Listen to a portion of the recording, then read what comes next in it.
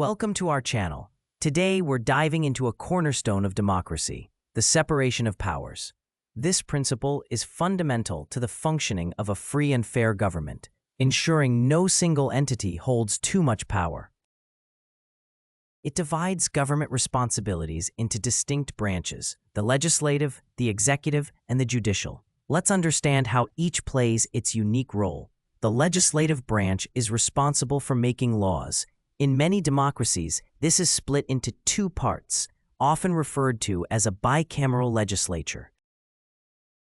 For example, in the United States, Congress consists of the House of Representatives and the Senate. Lawmakers debate public policies and propose legislation intended to address the needs and rights of citizens. The executive branch enforces these laws. Headed by a president or prime minister, this branch implements the rules lawmakers create. The executive holds a variety of responsibilities, from foreign diplomacy to administering national defense and implementing federal programs.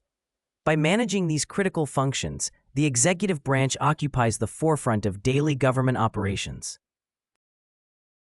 The judicial branch interprets the laws. It's composed of courts and judges who ensure laws are applied fairly and consistently. This branch acts as the guardian of the Constitution, assessing legal challenges and acting as a check on the powers of both the legislative and executive branches. An independent judiciary is crucial for maintaining the balance of power and protecting citizens' rights.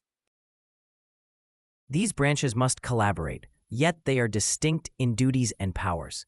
This separation prevents any single branch of government from becoming too powerful and encourages a system of checks and balances. It ensures that power is distributed and accountability is maintained.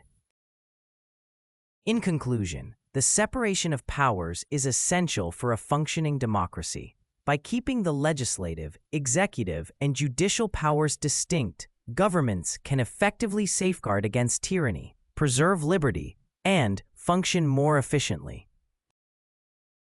If you enjoyed this explanation, make sure to subscribe to the channel, like this video, share it with your friends, and comment below with your thoughts. Thanks for watching, and stay tuned for more insightful content.